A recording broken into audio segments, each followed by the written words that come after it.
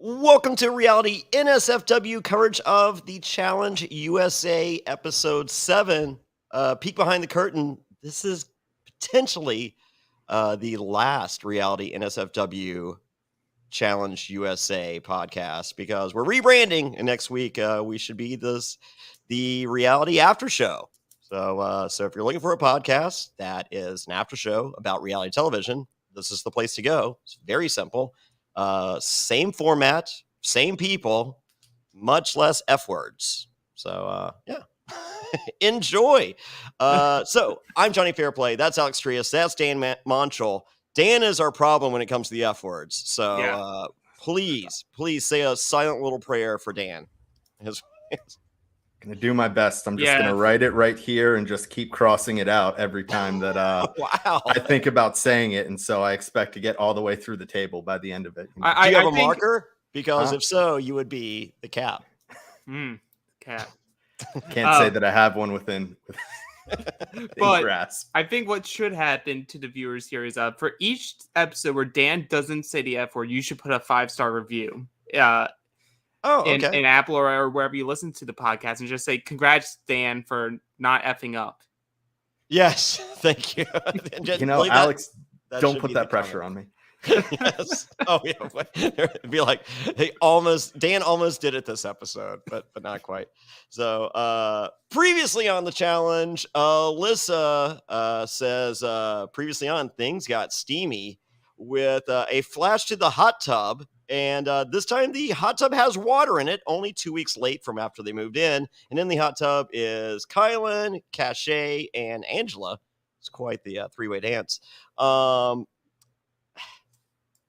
Guys, 2 weeks without water in a hot tub. And we know that they did not have water in the hot tub. And then they put should you really draw attention to the fact that you epically failed rule number 1 of a reality show, and that's have water in the hot tub? Well, see, it takes time. We saw how they were putting the water in. That's true. You can only put so much water into that pot. Yeah, well, there's that. I feel like it's like I feel like I'm watching an episode of South African Survivor with the challenge budget of $8, which is matched by Australian Survivor. I'm not pointing fingers at South Africa. I am pointing fingers at Australia. Yeah. But yes, if the Challenge USA budget is comparable, then I understand it does take 2 weeks to fill up a hot tub with pots of water. Well, see, that's why we missed out on the D plot of this season was all the hard work Derek X did to fill up that hot tub just to go home. Derek X sucks. Truth be told, I did not watch. I know everything that happened on last season of Big Brother, and that is only from listening to Brent Wolgamott and Bobby Goodsby talk about it each and every week here on our podcast network. That's the only reason I listen to every single episode. And I even listened to every episode of Challenge or of Celebrity Big Brother, which sounded horrible. But I know everything, and I feel like I know enough about Derek X. I'm good, and I feel like the world should be good. So I mean, I guess we can see him on Amazing Race if you choose to watch that. Well, I've never watched the season, so you've never watched Amazing Race? Nope. Oh, Dan. No. I've seen bits and pieces. I think I've seen some of the older seasons and then maybe an episode here or there, but that's about it. Wow. See, I watched many early seasons, and then I've watched the last couple recent seasons other than the last one because I was just like, I don't like this show. Why? Why torture? I mean, work sometimes is not fun, but when it can be fun, why make it not fun? And this is my job. Fun. So yeah. Well, we'll have plenty of Amazing Race talk on this episode. The episode begins with the perfect algorithm. The perfectly random algorithm. Well, it's randomly perfect. It depends. People put in the chat. Which one is it? Not by the end of the episode. It's no longer perfect. It's perfect boring. at the end. The algorithm is at its most perfect at the end of this episode. All right. Can we agree this was the best episode this season? It was a good episode. I would need to actually like step back and think through the other episodes. There's been some rough ones. I think it was pretty solid. Both the challenge was fun and easy to watch. Yep. The elimination was probably one of the better ones that they've done this season. Yep. By far. Yeah. Even TJ thought it was the best elimination. I think TJ was just like, "Oh my god, like this has sucked." And he like, I think his acknowledgement at the end, he was just like, "Wow, like that was watchable." Yeah, it's like not to take credit away from the people who did the challenge, but I think it's because there was trivia involved. He does love trivia. Like I think literally if you added trivia to it, and he was like, you know what, this was one of my favorite eliminations to watch in a long time. In a long time. It's not just that it had the trivia, but it's the first elimination that we've really seen where there's been both teams have been like struggling. Like this is hard. It's not just, okay, this may take a while or, there's a task to do, but you legitimately saw both teams struggle. And that makes some of the better eliminations when it is hard. And I feel like we haven't gotten that for most of the season, the eliminations. Okay, well, we'll get to the daily. Let's talk about the elimination real quick. Yeah. Can I do this? I think if you're partnered with Sarah on this one, like you can get on Sarah's back and put up 25 pounds. Okay. Who? Because I'm sitting there going, who can I hold up? And the only person I feel like I could hold up is Alyssa or Cachet, but I feel like I've already used Cachet. And yes, you've used Cachet, and I think height wise it wouldn't work for you to be partnered with Alyssa there. Yeah. Well, you've seen Leo. Are you roughly the same height as him? Is he taller? I'm probably taller than Leo. Okay, then I feel like there's a chance. Then I feel like you could do exactly what Leo did in this. But I don't know how broad Leo is. I'm svelte. I'm stronger than I look, but not by much. He's a good medium. I'm a good medium. I don't know what he is. Yeah, it's like but also would they also then put a question on that's specifically geared to you? Like they did for Leo. Yes, but I don't know if because I never even saw what the answer was. There was a question. All right, hold on. Let me look this up. So how many records does Adele have? Yeah. Adele latest. Also, while you're taking a look at it, I want to point out that he did use the word "svelte," and that is a word that has tripped up many people in the past on trivia with spelling. So, okay, he's killing it. Yeah, but can he spell it backwards? TLEVS. Sure. Okay. Could be. All right. So here's where I would have potentially been tripped up by the Adele question that I feel was made for me. Mm-hmm. Adele's latest album is titled 30. And I think I thought that while watching the episode. And I don't think Adele has 30 albums. No, because it's all her age. Oh, is that? Yeah, so every album that's come out is the age she was when the album was made. Okay, so it was like 19, 21, 25, and 30. Yeah. Okay, so I do not know. So I would have gotten that. That would have been my question. Okay, so 1, 2, 3, 4, 5. So Adele has 5 albums.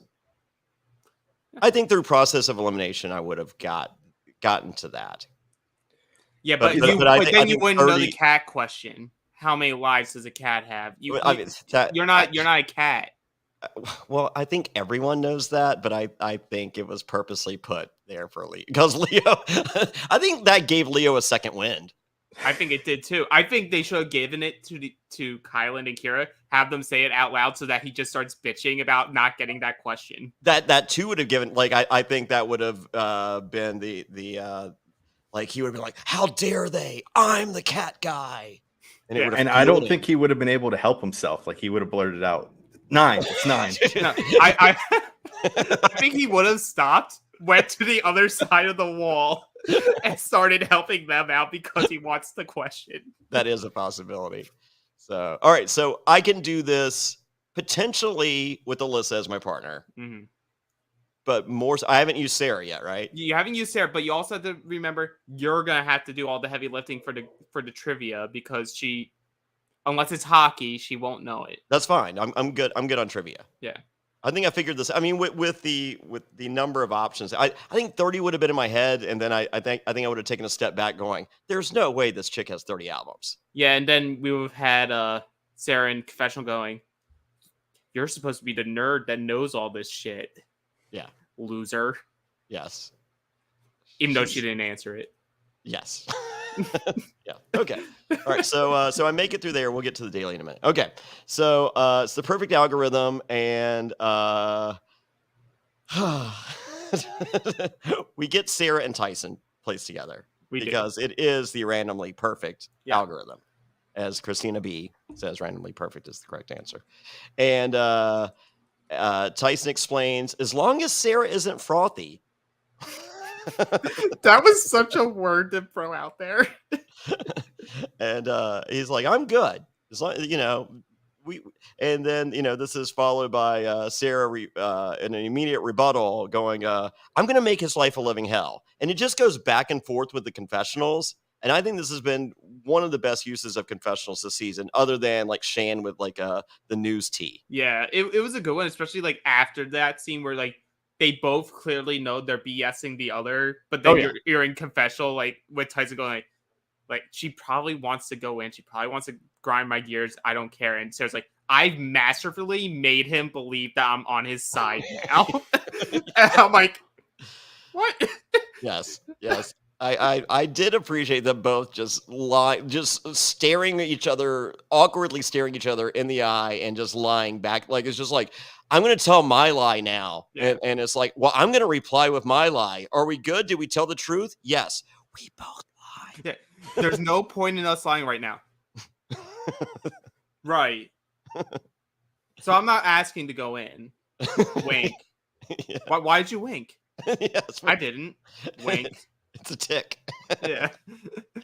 I didn't do anything, man. I think you're having a stroke. Yes.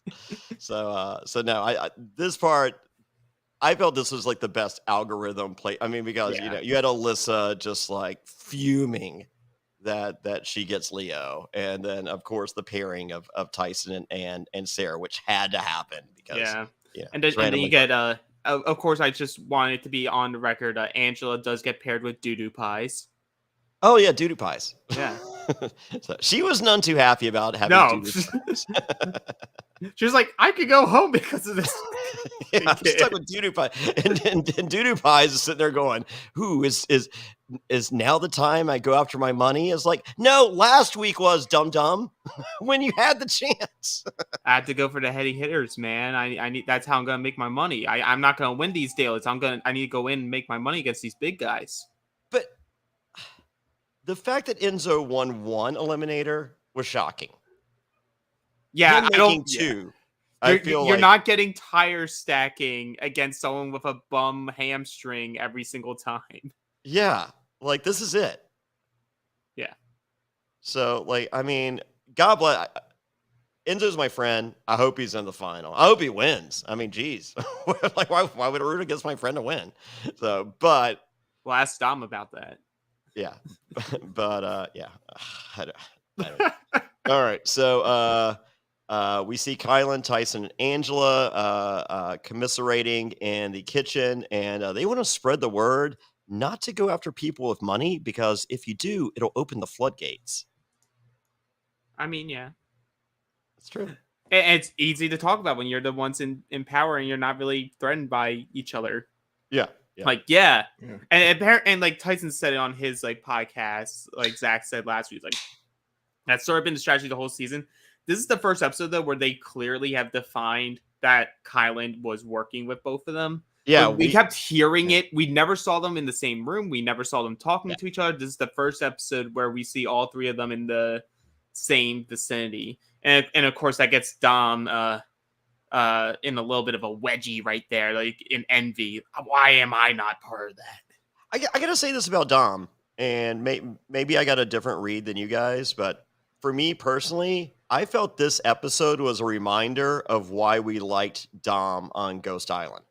I think the end result Yes. How he goes about getting there, no. I don't know. Like, I feel he plays a confident game when he has power. Mm-hmm. But when he's playing on his heels, he's not good, and I don't find him likable as a viewer. I don't know. Like, when we get to the decision making, like, I think there's different avenues he could have taken. Obviously, results oriented. What he wanted to have happened. Yeah. So, like, kudos to you. There wasn't on paper that shouldn't have happened. Yeah. Is the thing though. So, but we've been watching the season, going, God, like has this destroyed Dom's stock?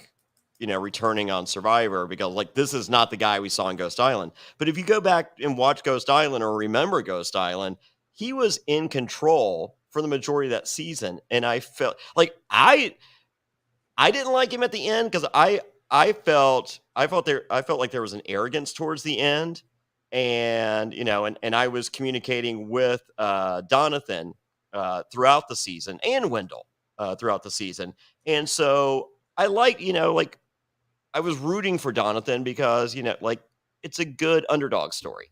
Mm-hmm. So and Wendell I just thought was cool, and he's my friend, so I'm rooting for my friend. I wasn't interacting with Dom, and so I'm watching and I'm just like, okay, well, I can root for both Wendell and Donathan easily and collectively. And then towards the end, I felt that like Dom's arrogance was rubbing off on Wendell. And I called him after an episode towards the end. I'm like, this isn't why people like you. Like that, you're not acting like the guy you did every episode up till the and he saw it. He comes here, he's just like, yeah. He goes, what, the island does that to you, and I'm like, I completely understand. The island will destroy your mind. And like the same thing goes with the challenge house when you're isolated from society, essentially outside going to the bar, but the bar's not, it's only with the people that you've been seeing 24/7. I feel like this more gave me a mindset of like, he's good when he has a good counterpoint to work alongside of. Yeah. He benefits in Ghost Island because of his duo with Wendell. Yeah. He benefits today, I feel, because of his working relationship in this round with Kayla. Okay. He benefits in the elimination because Cache is able to pull through because he's too dumb to plug the hole for the water. So it's like, he's not a bad player. Like he's a complimentary player. We're not dunking on him. Like, he's a good player. He has his moments where he can really shine and show like, yes, when I have power, I can capitalize on it. And that's crucial. You have to be able to capitalize when you have it. You have to just make sure you're doing it smart, and you also can do it when you don't have power. Yeah. But we've watched him throughout this season playing on his heels, and he's A, not good, and B, I don't feel he's likable. So I think you're both right. I think it's a combination of the both, because, if you remember Ghost Island, and if you don't blame you. But in the beginning, there were no ghosts. Spoiler. No. He has, once that first swap happens, he doesn't have power, and he's also without Wendell for, that first kind of mix up in the game. And that's where you kind of see his worst gameplay. Yeah. And then once he gets back with Wendell, but then also gets the power back, his game starts to shift, and you see him more as a better player. So I think it's a combination of the two. Maybe it's one more than the other, but definitely if he has power and has someone to work with, we've seen what he can do. And maybe he only needs one, or maybe he does need both, and he's not as solid as we thought. And it's possible that we're holding him to a higher standard because of the quality of game that we got to witness on Survivor. We are. But I think the hardest thing that anyone can do, especially like someone who does reality TV competitions, is going into a room, seeing the people around you, and understanding your placement within these people. Like, everyone can quote unquote win, but you need to understand, and he understands who the threats are. Yeah. I feel like he misreads the fact that he's right there with them in terms of this type of show. Because ultimately, the dailies don't matter. I don't care if Dom's at the final, because if I'm Tyson or if I'm Kylan or whoever, I think I can outrun him. Yeah. And that's all the final really is. Right. Like if Sarah makes it to the final, gets the money to qualify, she's a front runner to win because she does marathons. Like that's what she's built for, is to do a final. I'm curious and I have zero desire to go look and find out, but I'm curious how athletic Angela is. Oh, she has like an athletic background. Yeah, but is she like a runner? Like, I mean, does she go like my girlfriend goes to the gym, and she, as soon as 1 mile is up on the treadmill, it's just like, whew, marathon over. That's how I feel. I'm like, well, I'll be here for the next 40 minutes. Hey, yeah, running's a different breed. Like I'm not great with cardio. Like a final, I would do shit in unless I was training specifically to only compete on the challenge. Yeah. That's a different story. I think I'm built for a TJ final. I think you would do well if you could just like circumvent the whole challenge of it and then just be like, okay, everyone else competes. Jonny, you're in the final. Yes, get ready. Yes. And getting back to Dom real quick, once again, for those that did watch Ghost Island, the entire first half of the season of Ghost Island is Chris Noble versus Dom.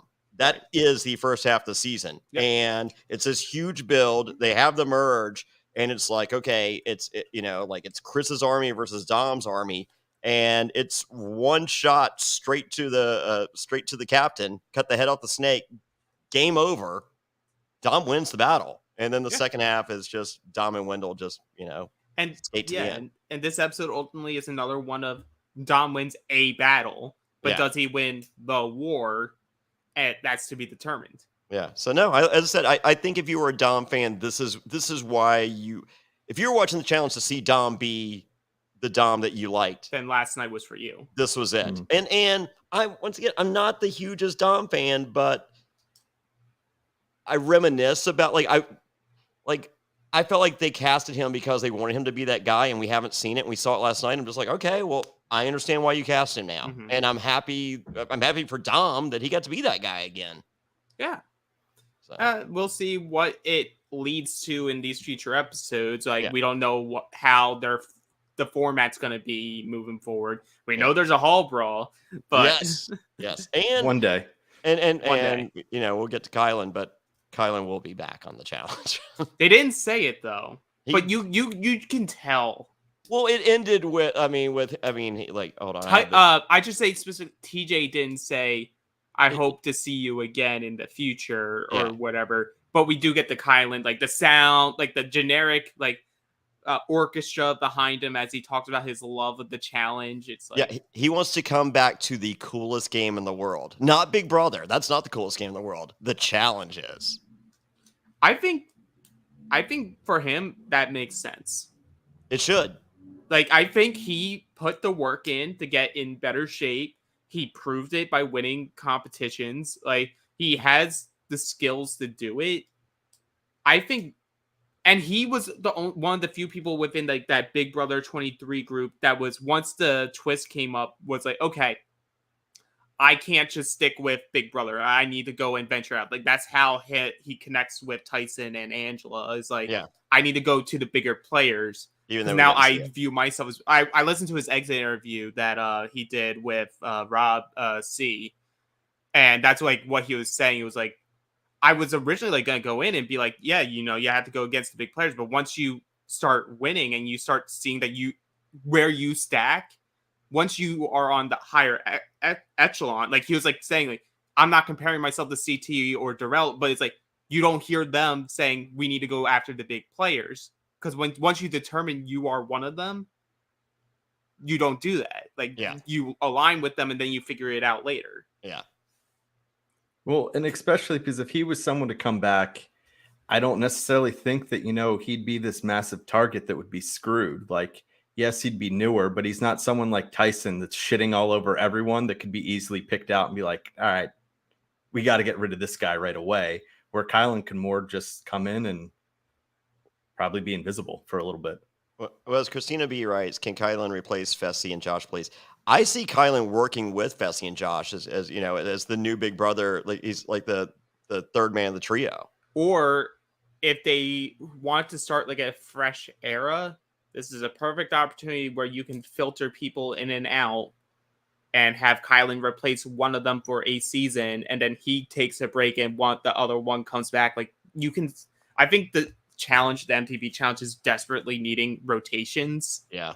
And I think that would give it a good lift. And by rotation, I don't mean bring in 20 international rookies that no one can give a shit about.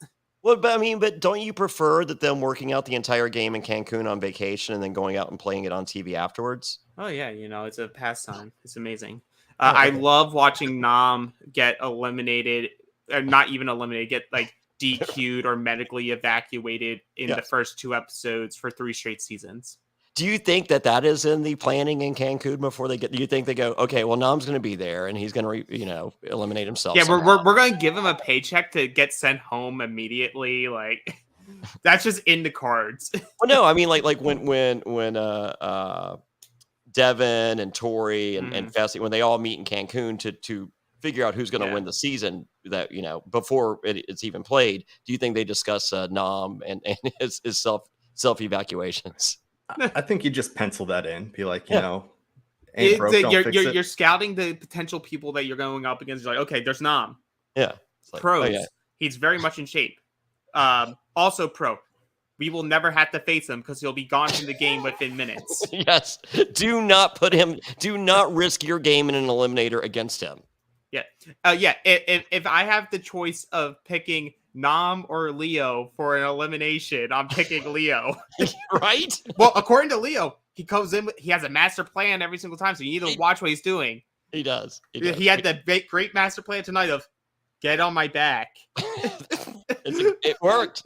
It worked. And get a question that you will know him instantly because you are a cat. He is a cat. But to be fair, is that really his plan? Get on my back? Because he just stole that from Sarah, because that's what he did to her, during that last swimming challenge. Well, I mean, a good leader learns from history. Doing. You learn by doing. Okay. Well, or being done. Okay. So we saw Tyson and Sarah lie to each other. Alyssa's stuck with Leo. Leo calls his home pussy Aaliyah. Yeah. I feel like that the verbiage is incorrect there, but I just going with the notes. No one understands Leo's his shady businesses. So, is that what you guys took from this? Leo's running a bunch of shady operations, and no one understands how it's called an MLM. No one gets paid except the guy at the top. What's the problem here? I had so many just like simple business questions for Leo. Bet because he's complaining about I lost $43,000 this weekend from my 3 bars because the credit cards machine wouldn't work. Also, it's just on the family side of things, I get it. They were trying to help him, but they were getting annoyed because they couldn't figure it out. Yeah. Families shouldn't have to take over your business. That's why you run a business to have people that are in the business to do the work, yes. Or have the context of how to do something simple as fixing a credit card machine. There's guys for that. There's people for that, and why a good business doesn't go under just because the boss decides to go away for a month. Well, let's just rewind and say and rewind to the world of COVID. Okay. And let's just say that during the quarantine, his businesses are operational. He gets COVID. He's out for 2 weeks. Does that mean his businesses are done? Because under this business model that we're seeing, it the fact that he made it through the quarantine, I'm amazed. Well, when having businesses, he took every third note from Wes, and it just, didn't all add up. Well, there was nothing about cats in the plan. There was no cat. He heard monster truck, but that, he heard litter box instead. He was like, okay. every instead of a chair, everyone gets a litter box to sit in. It'll be great. Jeez. So yeah. Now all I took away from that was save money on plumbing. He runs a bunch of shady businesses. So congrats. I mean, bigger congrats to Alyssa for figuring out what to say to get him to not leave. Well, I kind of disagree. So if he leaves, I think she goes. Really? The challenge has a precedent for this. Okay, so this has happened in the past. Yeah, like people whose partners were like DQ'd or quit or just like straight up left. They're like, I'm sorry, but that's the challenge. Like, see ya. The only thing that makes it different is we haven't seen it where that's happened where they've been switching partners every week. Like we've seen it in the past where it's been like season-long partners or part, they're partners for half the season or whatever, but not where they're switching every week. Yeah. I just go based off the precedent of in the past in a partner style, even if it's switching or not, is that they would sort of be like, well, we only have a certain amount of episodes. We already got what we needed from you, Alyssa. Like, thank you so much. See ya. You took the shot. We'll call you for the challenge when we have season 39. You're good. Yeah. She earned her keep. To stomach through asking him essentially begging Leo to stay. God bless that woman. Staying up all night to do it.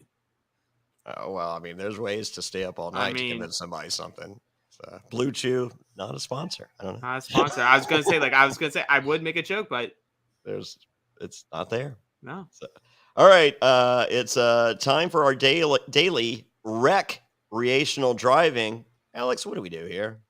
It's Demolition Derby, baby. All right. You're all in very, very finely tuned machines here that will not break on a moment's notice over the tiniest thing. For the record, anyone that's ever watched a real Demolition Derby, they most of these vehicles are pushed onto the track.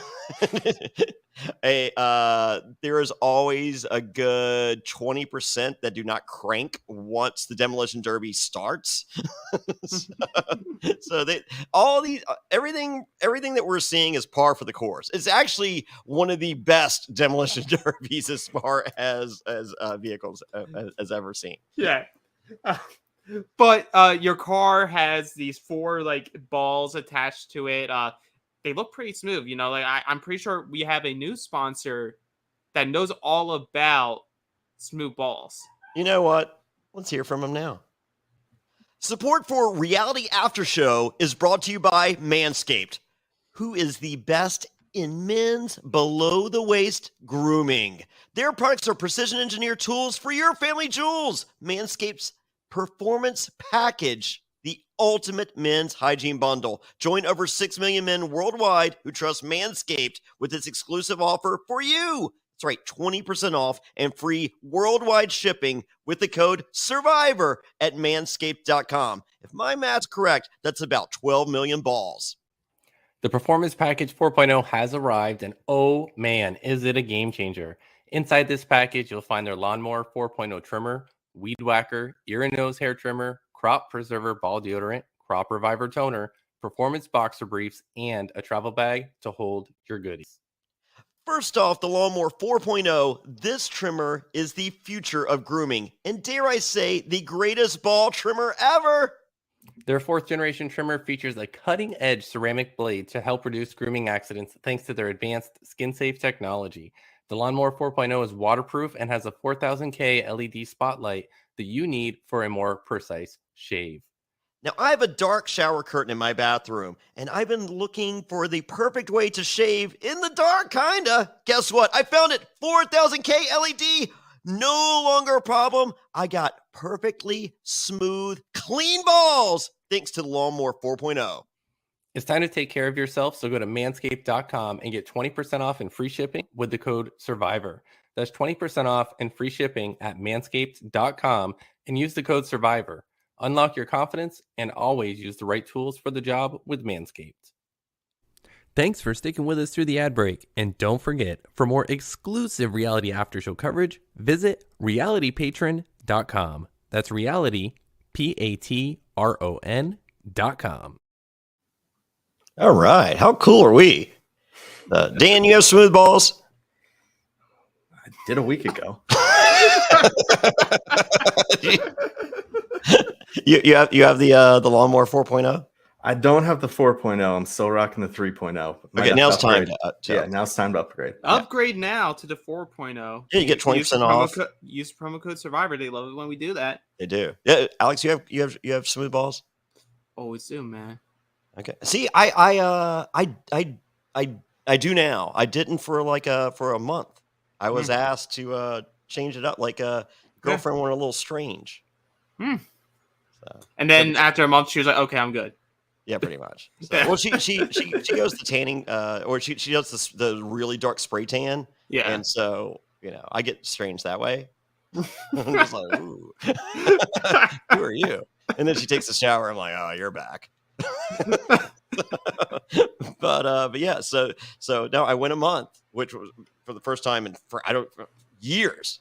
Because I've had the lawnmower 2.0, 3.0, and so the other day I got the 4.0, and I'm just like, all right, experiment over, and wow, lawnmower 4.0, the huge upgraded technology. Give it a shot. Manscaped.com, promo code Survivor. Yeah. And like that, that's really should just be the sponsor for this challenge, because you have these 4 smooth balls on it, and you don't want to bust it. You want to bust it after you smooth it. Yes. Promo code Survivor. But you have those, and only way you can be taken out is if all 4 of those balls pop on your vehicle, or if your vehicle can no longer run. Outside that, drive, and plot twist, the driver will be blindfolded, so it'll be some good passenger seat driving instructions. Yeah, it takes backseat driving to a whole new level. Yeah, and you guys, the person who's best suited for this challenge is Sarah, because as a cop, that's what they have to do. They do. Yeah, it's the first as a cop, I think, in a while. So it got me off guard, but like, yes, I think I'm gonna have to start getting that in my vernacular. Yeah, yeah. So every guy is driving blindfolded, except and every lady or woman or female is yelling instructions, except for Sarah Lucina. Lucina is driving, and Tyson is giving instructions. And this is a twist on what I did on Celebrity Fear Factor, in which I was driving, and my hands were duct taped to the steering wheel, and Twyla was in charge of shifting the gears. Gotcha. What do you guys like better? Do you like the blindfold and someone yelling instruction, or do you like hands duct taped and the passenger does the gears? I think it really just depends on who the partner is. Yeah. For me, like if I don't trust that partner at all, then just blindfold me and I'll take care of everything other than my sight. If I trust them, sure, go right on ahead. I'll just have duct tape on the steering wheel. Let go, let God, Yeah. There's too many people now that don't know how to drive stick. Yeah. Well, I had Twyla, so I felt like pretty comfortable. Yeah. Twyla's better with the stick than I am. Oh. But also with the Sarah choosing, I feel like there's multiple dynamics here.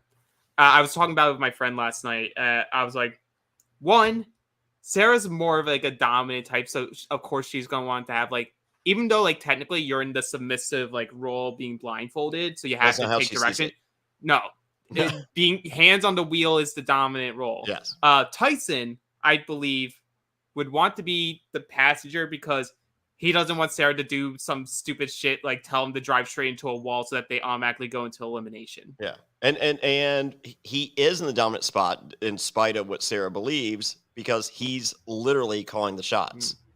Yep. Let's see. Other notes I had before they started. Kayla names her and Dom's car a Dreamsicle. Yep. It must have been good luck. I'm also like, I keep liking Kayla more and more as each episode goes by. Same. Love that. Justine, despite being my age, does not know what Talladega Nights is. Yeah, I don't like Talladega Nights is not that old a movie. I want to know if that's a date night movie for Danny and Kiki, because he didn't say Kiki here, but he does say Kiki coming up. Yes. He does say that he drives Kiki everywhere because he's the driver of the family. Well, she's a horrible driver. I didn't see any comments from Kiki last night. Do you counterpointing it? I felt like this was our worst Kiki confession. Yeah, there was so much potential here. There was. Kiki told me that if I'm blindfolded driving, you know what? I wanted to see them win, and then like they have like a Dukes of Hazzard moment where they hit something where they go into air, and you just hear Danny go, "This was for you, Kiki." Yeah, so I feel like they kind of phoned it in with the Kiki one. But you know what? If he can win a hall brawl and get to yell Kiki after winning a hall brawl and dismantling a person, yes, it'll all be worth it. It'll all be worth it.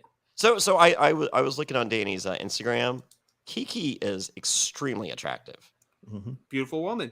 Yes. So being a football player, I'm sure he was not a kicker, but in this instance, he did outkick his coverage.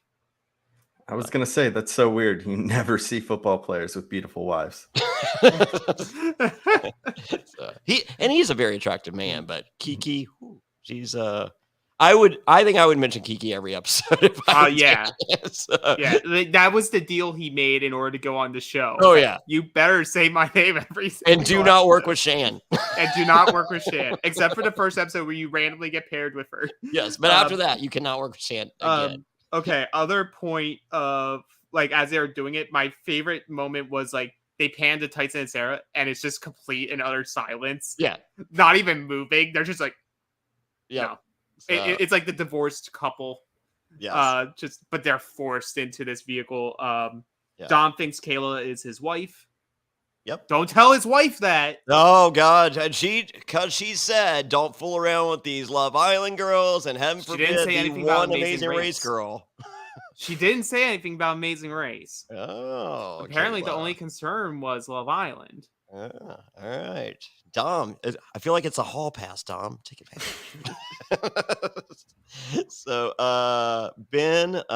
We learned that Ben races cars at his hometown track. Of course, he does. Yeah, if he's not watching TV, except for Wheel of Fortune, guys do something. He's a country guy. I live in Danville, Virginia, right? So we got the Martinsville Speedway. Like when I first came back from Survivor, they're just like, hey, first I come back from Survivor, the 350Z had just come out, so I bought it. Of course, I'm just like, I need this car, and they're just like, would you like to go to the Martinsville Speedway and learn how to? Or no, sorry, VIR, the Indy track. Like, would you like Ward Burton, the NASCAR guy, to teach you how to drive really fast? And I'm like, yes. So I'm sure similar situations present himself. I mean, because he's some country place wherever he is. So like, hey, Ben, you're on Survivor. You want to drive a race car real fast? Like, yes.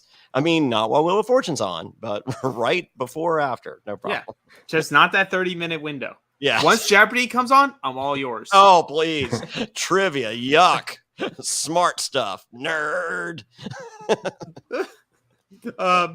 Yeah. We do see Leo and Alyssa doing well initially. Yeah. And I was like, oh man, what a turnaround. That's not how I was thinking this episode's going to go. And Wreck-It Leo wrecks himself. Wreck-It Ralph. Yes, he crashed into the dirt, right? Automatically into the elimination. I'm like, ooh. So, Ben and Desi drive on top of the barrel, and I'm like, this was our Dukes of Hazzard moment. Yes, I saw that. I was like, but I also was like, I want Desi to keep winning, and like, I do too. In a great spot. I was like, damn it.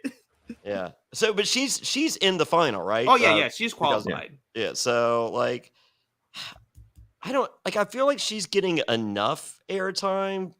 But like, I don't think she's someone who goes before the final. Yeah, I feel like she's in the final. Maybe she doesn't win, but she's there. Yeah. Well, I mean, I would like her like at the end of the episode, we get what is in normal challenge the second half of the season preview. Mm-hmm.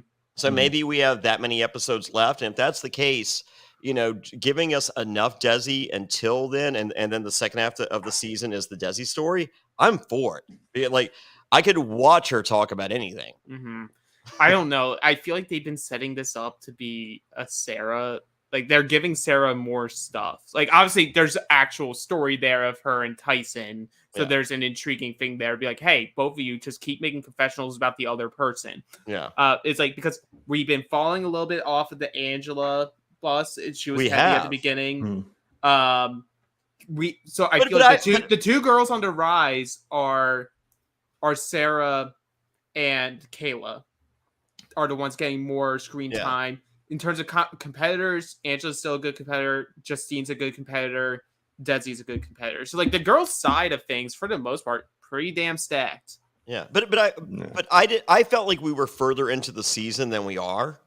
So if we're at the halfway point, I think they've done a pretty. I mean, I'm sure the cast would disagree, but I feel like they've done a pretty good job spreading it out to where, like, if you have a player like Desi who was spotlighted enough, but not a central storyline figure, if the second half of the season's hers, then it makes sense. I'm hopeful because anything to get more Desi on our screens is a blessing to everyone. Yeah, in every way. Yeah, I feel like Desi was made for the challenge. I agree. Like I think she's made for TV. She is. They just don't give her the stuff. Like they don't give her the opportunity. She should have done so much better on Survivor. Mm-hmm. If she was out there with me, Desi makes it far. Well, and you could see it. I mean, we've seen it in plenty of times in the past where, someone gets just enough, and then in that second half, it really becomes, their season, or they become a focal point. So I really don't think you can rule too much anyone out yet, because you never know when they could start dominating, all the confessional counts, kind of like you had Tyson doing in the beginning. Right. And like, I would say, like, of the girls, I think she's the one who's been more consistent of, like, whether it's one or a handful, like I think she's one of the few who has gotten a confessional every episode. Yeah. Even if it's just I'm rehashing what the challenge is. Doesn't matter. They're giving her the face. They're purposely spotlighting her. Mm-hmm. Yeah. So we'll see. Maybe I mean we could be over analyzing, but that's that's what a reality after show should do. Oh yeah, there we go. All right. So Dom and Kayla win. Danny and Danny is second. Yep. Because our course just decided we're only going to be able to drive 5 miles an hour. Yes. So Angela is worried about being with Enzo because he's a weaker competitor. I applauded Angela for her verbiage here. She's been trying very hard with these people. Yeah. So because like I had a chance to meet Angela, and she chose to, from what I got, she chose to separate herself and not really mingle with everyone at the event that I was at. And so I was like, and I don't know, kind of left a bad taste in my mouth. But once again, there's all kinds of variables that I could potentially not be made aware of. Like, maybe there's other stuff that she had to focus on who knows? So I had the opportunity to meet her, and I didn't have the opportunity to meet her. And I was like, that's kind of weak. Well, I also think she's not, I don't know. The vibe I get from her is I wouldn't say she's an extrovert. Yeah. Yeah. That type of stuff may be a little more overwhelming for good enough to go on TV, because just because you're an introvert doesn't mean you can't be a good competitor or good on TV or whatever. But there's a huge difference between living in a house with 20 people and going to an event with 2,000. Yeah. So sorry. I mean, it's math. So Angela's very good at math. She's won a few of these challenges. Yeah. But this challenge also qualifies Dom and Kayla for TJ's final. Yes. So, and Leo explains that, hey, I'm not going to go home, even though my shady business is thousands of dollars in debt. I'm staying because I'm going to win $500,000, and then I'll take care of all the shady business that I left behind. And then I will then leave the business again. To play in this, whatever they're calling it on Paramount Plus. Yeah, Challenge World. Champions at War. I'm calling it. Okay. So, yes. Get the winner at War theme music. All right. All right. Can we do I don't even know if this is possible. I would love to do a gentleman's bet of $1 each, or whoever would like to take Leo, you get to win the challenge. Oh. Who wants Leo? I don't $1. I don't think you could pay me to take Leo. Yeah, right. This guy has zero chance. Pay me 43,000 over a weekend of losses, and I'll take it. I mean, does Leo have no chance, right? No, I mean, if he makes it to the final, Leo's that guy that gets purged like the very first second. If he somehow makes it, there's usually a swimming component in a final. Yeah, right. No chance. Cats don't like water. They don't. And I'm sure he's alert. Like, there's going to be a food challenge. I'm sure it's just like, oh man, I'm allergic to so and so. Like, of course, unless it's cat food, he has no chance. Yeah, he's allergic to. They would give him cat food. They're gonna be like, we're gonna give you something awful. We're gonna give you cat food, and he just starts like, oh please, more please. Is this 9 lives? Yep, that's 9 lives. Nope, hold on. Oh, meow mix. Hey, way to splurge. Wait a second. Is this Imes Eukanuba?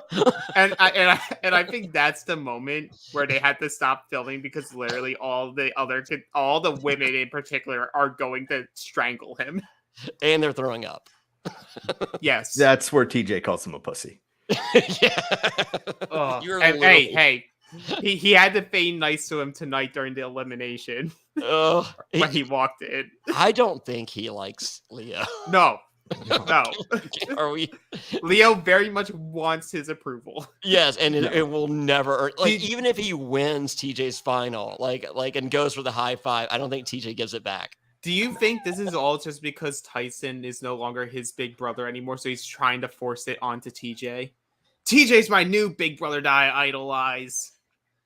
Well, Cachet called TJ a little man. He's short. I have never heard TJ referred to as a little man. I wouldn't call him that. And I can't believe it made the final. What I would call him is BMX legend. Well, I mean, if you read his cryon, you have to. I mean, the cryon that they put on during the elimination. Oh, they even did it. Yeah. Oh, stop. Jeez. All right. It's deliberation time, and Alyssa and Leo meet with Kylan Dom, and Alyssa ain't giving names. So this is the third straight week now where we've had the losing team go in, not say anything because of the fear of they will just use it against me. But I don't see your option is tell them, hey, if you want us in as a weaker team, put another weaker team in. Or okay, we don't know what the challenge is, but give us the biggest hitters you want. Yeah, give us. We want to take care of our TJ final money right now. But like that, but that's only for Leo. Alyssa's already qualified. Yeah, okay, but let's say Leo. I mean, but like, none of it makes like the blood is on the hands of the people that win the daily. Yeah, that's the thing that like I feel people overall. Survivor and Big Brother are different than the challenge. Survivor, you can lie your ass off. It does not matter. You're supposed to conceal things. You need to be able to blindside people. You need to be able to control a vote. So you need to withhold information. Big Brother sometimes is advantageous to lie. Sometimes it's good to be upfront depending on the phase of the game. The challenge, I think more times than not, it benefits a whole lot more by you being straight up with people. Like there's no benefit in you lying to a lot of people on the challenge because you're only one person and so many other people can win power and take a shot at you. Yeah. Like just be upfront and be like, hey, if you don't care, then just say I don't care. But don't say, oh, I'm withholding information from you. Yeah, I don't. It's especially because you think of how many times in the challenge where a name gets thrown out there, whether it's legit or not, and the momentum just rolls with it. Like the more that it's out there, that it just makes it easier to say because it's like, all right, that name's already out there everywhere. Why not just go with that? Because that's what everyone's expecting. Yeah, I don't know. It's 3 weeks in a row. I'm just like, okay, whatever. So, well, Kayla's like, I don't care because I want to take a shot. And I've talked to everyone in this house except for Kylan, and Kylan's trying to fuck anything that moves. I will say, we always call out the challenge on like they're so subtle, like a punch in the face. I think they did a slightly better job with this episode. Yes. Because they weren't highlighting Kylan whenever those phrases were being talked, when revenge was being brought up, when Kayla's talking about no, there's a certain person who is not giving me anything. It always directly then led to Angela. Yep. And so you're like, oh, that's weird. So like I'm watching the episode with my friend. And I'm like, it would be a smart move on Kayla to want to go after Angela, especially when she has a weak partner. It allows Kayla to then become a stronger looking partner for the rest of the guys, which should protect her moving forward. And then on Dom's side, I'm like, he would be an idiot to go after Angela. It doesn't matter if you trust her or not. She's one of the stronger competitors. You keep a strong female competitor because you're only competing with a female. Yeah. So it's like, when that was the direction that they were trying to tell us as a viewer, I was like, well, if he does that, Dom's an idiot. Yeah. Yeah, especially with the deal that she brings up to him. Like, that's... Well, if you're okay, let's do that. Let's do that now. Angela does her work. She goes to both Kayla and to Dom. Same pitch of, I know I haven't talked to you a lot. You weren't on my radar, which for her, I believe, because why would they be? And then she makes the promise of, if you save me and don't put me in, if I were to win the next daily, and you are partnered with someone who still needs money, I will not put you in. I won't risk your game just so that other person can gain money. Which is, in theory, good practice. If this was an individual game, horrible technique because you don't give multiple people the same exact deal because they easily then go and talk to each other like they do. And, like even Kayla says, like, oh, it's very convenient that this deal is coming about when you're now extremely vulnerable. So how real is the deal? But I think she played it well. I think overall Angela played it smart, didn't go too far out of bounds, didn't say like you are untouchable. But it was like, I can give you a round. I can give you a round. You're free. If I win power, you're good. I love people attempting to make. I mean, like there's so many reality shows that we've watched, over the years.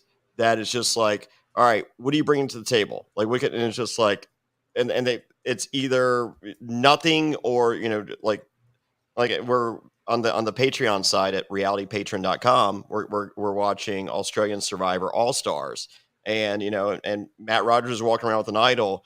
And he goes to Lockie, who's driving insane by walking around, and he's just like, "You want to work with me?" He's like, "Yes." And he's like, "Okay, well, let's work together. Like, what are you offering?" And Lockie's like, "Well, get rid of one of your people." He's like, "No, that's not how this works." Like, get rid of one of your. He goes, "You got 6 people, I got 4 people. Get rid of one of yours." He goes, "Oh, I can't do that." He goes, "Well, then you're not offering me anything." So Angela's offering something. That is something tangible. She has the potential to deliver upon it. I like it. Like, there's no guarantees, but like, if you're going between two people who you or that Dom in particular is saying burned you, because Kayla wasn't burned by either of them. Yeah. She was in that elimination automatically because of James. Yeah. But it's like, one person's giving you a solid deal. Kylan hasn't talked to Kayla, so for Kayla, makes sense for Kylan to go in. For Dom, I think overall it still makes sense to put Kylan in over Angela. Even though I will say we then get to Kylan's pitch, and Kylan's pitch isn't something like for you to just like ignore. Like, I get it. It's a complicated situation because he's saying like, I understand if you want to go for a revenge shot, I get it. But there's also opportunity. And it's like, you have to always be weighing those options of, do you take that revenge hit or do you take the opportunity of, if you're saving people that are powerful and more likely to win daily challenges, does that save your back now that you now have a stake? You're actually qualified for the final. Do you want to lose your spot just because you wanted to take a shot? And like, I think that's something that you truly do have to weigh. I think I like revenge. I know you would take the revenge shot every time. Yes. It's the better TV move. I get that. Exactly. In a pure game where like cameras are off, you're just playing the game. Yeah. I think Dom. That's like where the only thing I was doubting Dom's thing was like, okay, you throw Kylan in. Let's say they win, because I would give them more than a 50% chance that they would win a typical elimination. Yeah, probably 7. Like safe bet. Yeah. They come back. Now you have them against you, and then if you're fearful of this 3-headed dragon of Kylan, Angela, and Tyson, and they're all 3 still there, okay, you're fucked, because they're not gonna aim at each other. They'll just be like, oh, easy move. We'll just throw Dom in there. Dom's gonna forget to plug a hole again and leave. Yeah. Yeah. But also, I mean, we see that they're finally working together, but who do they think has more power in it, Angela or Kylan? If it's the 3 of them working together, because if they still believe that Angela kind of calls more of the shots with Tyson, well, then he still could be safe because Angela was safe. Well, then that brings the Tyson of it all, because Dom's also flirting with the idea of throwing Tyson in there, but not really so much throwing Tyson in there, but wanting to help a friend out and sending Sarah. But it's like, do I do that knowing that most, like 90% chance they come back, and now I have Tyson truly having a reason to be against me, even though in the fabrications of my mind he's been against me this entire season because I'm the biggest threat to him. Yeah. How crazy was it? Tyson scared to leave Sarah's side, like literally hating her but stuck with her. Well, he learned this from Boston Rob. It was, the buddy system. Yeah, so one of the BR rules. There's a book that no one should buy. I loved the confessional, though. He's like, do I like Sarah? No. In fact, I hate her. Yeah, I hate her. But I'm not going to let her do something stupid. But I also love like him going like, nah, it's too early. It's too early for you to go. Oh yeah. Move like this. Like I got all my money, but don't worry about yours. And it's like I was saying last night. I was like, for a player like Sarah, there's no such thing as a too early. No. For her, it's like a Casey on the main challenge. Like there is no too early to go in. Yeah. Like, do you prefer not to go in? Sure, in that type of style. But in this style, yeah, go in, get your money, get your skull, whatever. Pick your spot. And go out, because what are the odds of someone calling you out? Very low. Yeah. But the way I'm viewing it is we have 14 teams left at the end of this episode. Most likely a typical challenge recently that we've been watching has had at least like 4 men, 4 women going, which means there's 3 more eliminations left for each group. God forbid they only do 1 gender a week again. But if I think that's what's going to happen. Oh, I think that's exactly what's about to happen. Yep. Because think about, because we're on episode 7, there's probably 13. Maybe not, because like think about it. So it has to end before Survivor starts. I could see them doing the next 4 weeks of individuals. And so that gets us down to 5 and 5, and then you do like an early purge or something like that in the final, and you have the 4 teams running it, or 4 on either side. So maybe we are getting double eliminations. It's possible that we still do double eliminations. If they don't do double eliminations and they're only doing 1, they better start giving us more social content where we can actually understand the dynamics. Sam says there's only 10 episodes this season. Well, we are. There's no way that's true. That can't be it. That's maybe 10 episodes before the final. Yeah, no, there's no way there's 10, because that means they would have to do a lot in these next 3 weeks. Well, I'm not. There's still a decent bit of Big Brother left, isn't there? You think that they probably try to mirror it? They start going fast. Like 2 people are going out. It's going to mirror. I think it's going to end. Like, I would not be shocked. All right, so September 21st is the premiere of Survivor. Yeah, so we have a month. So I think they both end the week before. Yeah, because you can't have them end the week of, because that you can't have all 3 episodes on the same night. No, because I think Survivor is going to at least be 90 minutes, potentially 2 hours. And same with Big Brother for its finale. Yep. God forbid Challenge does the same. Yeah. Well, if you're going to do that, I'd prefer him to do 190-minute finale over doing 2 separate episodes for the final. Oh God, yes, that's also true. Yeah. We have, well, no, you don't want to watch them run for the last 45 minutes. I want to see them sleep on a boat. Yeah, I want to see them sleep on the boat and then run for run for 20 minutes, puke, and then run for 20 minutes. Yeah. Yeah. Okay. Yeah. All right. We can fix this. We can. Yeah. Big Brother last year ended when Survivor was on. Yeah, that's true. But this year we have, I'm curious when Love Island ended last year. Couldn't tell you. No one cares. Well, Kiki cares. Kiki's been watching Love Island on Peacock. Well, Dom's wife has been watching Love Island to make sure that if he goes back, he needs to worry about. If you want your Peacock clean and fresh, get Manscaped, promo code Survivor. That's true. So, yeah. So, it's time for the Eliminator. It is Ball and Chain. What's Ball and Chain? Well, before that, before we get that, we get Leo come in saying, "You look fly as." I'm not allowed to say that word anymore. Today, sir, to TJ, and TJ's just like, "Oh, thank you." Yeah. Oh, with this pea coat. Yeah. Yeah. You look fly as F, man. Yeah. Yeah, Ball and Chain. See, this was the perfect episode. Hold on. Do you think TJ burned that jacket as soon as he finished this Eliminator? I think he did it during the elimination. To Leo. It's like, you have it. I don't think he would give him anything. As the only thing to give him a high five. He's not going to give him the coat. I don't know. The coat's pretty worthless now.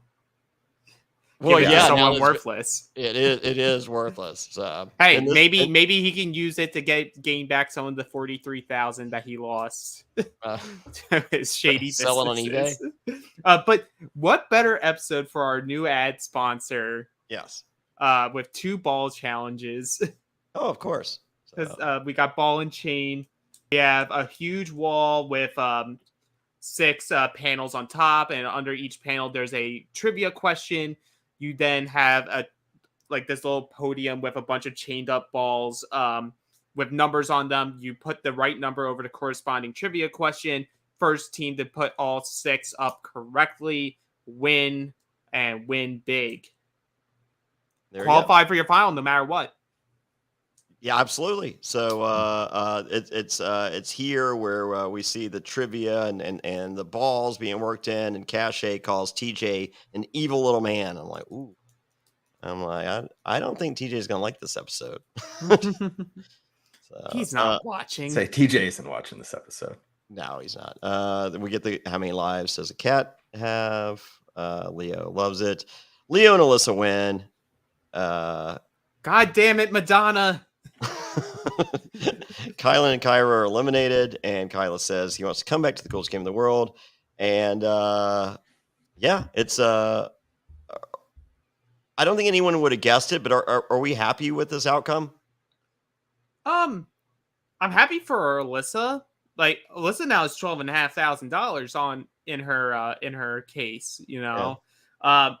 It was a big win for her, I felt, because 25-pound giant balls that a very skinny small girl has to put up. You do not want to see my browser history then, sir. That's a recurring theme. But you know what I'm saying though. On paper, physicality wise, there's lots of physicality. Kylan and Kira should have been able to win this. If you remove the trivia, they win outright. Yeah. Kira, I think, was still not at even 80% because she was better. Well, the morning sickness from the pregnancy. Yeah, of course. Yeah, the food sickness. Yeah. But it really just came down to pop culture of what did people know? Did they know Madonna's husbands or Adele's studio albums? And good on Alyssa and I guess Leo. Leo was a good base. There you go. There you go. Twist. Time for the algorithm. No.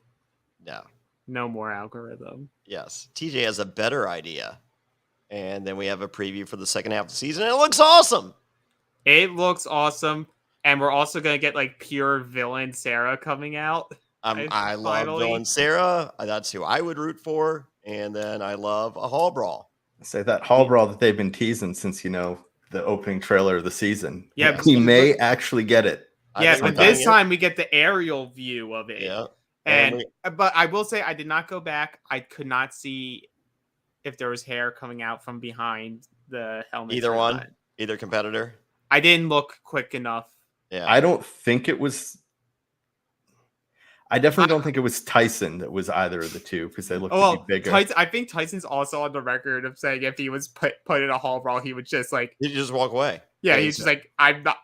Yeah, I think it depends who it is because I have heard him say, because I know in the beginning, we kind of trashed him a little bit for doing, the Brazilian jiu-jitsu, but I have heard him say that the reason why he did it is he hired that person to help him for the physical type elimination. So it was like the hall brawl, the pole wrestle, and things like that of how to, I guess, move your body or get in positions to beat someone who's bigger than you. But I mean, if he's going against Danny, no, he's walking out. In a hall brawl. Yeah. There's no way he does it. No, if he's up against Danny, then it's Tyson that's in that medical vehicle as an old WWE. Yes. Going to a medical facility. So we got an ambulance coming up, which I'm excited about. Always fun to see an ambulance. We got lots of people puking, which I'm excited about. So everything that we watch the challenge for, except for, we're not getting hooking up because everyone on this show is married or no one wants to hook up with them. And then there's hot Love Island girls. Well, we're losing them one at a time. We are, but they're there. Yeah, we still got two. We still got two left. Yeah. So, all right. So yeah, great episode. I think this is the best episode of the season. It was definitely a good placement for this episode. Like timing works out perfect of it being like right at that halfway mark for them. Yeah. It gets you a little more excited. Like you have the plot lines now of like what's gonna happen. Now let's see it play out. Yeah, I'm for it. So. All right, so with that, everyone, thank you. Go get yourself the new Manscaped Performance Package 4.0. It's amazing. I think you'll love it. Go to manscaped.com, promo code Survivor, and then go rate us 5 stars wherever you listen to podcasts. And next week, hopefully the brand crossover will be done. Look for Reality After Show. How cool is that? It's exciting times, people, so stay tuned. Yeah, no F words for me, so 5 stars. Yeah, you have to get 5 stars. Yeah, you got to get 5 stars. Dan did good. So we're watching you, Dan. We're proud of you. So with that, see you next week. And for more reality NSFW content, visit adfreensfw.com.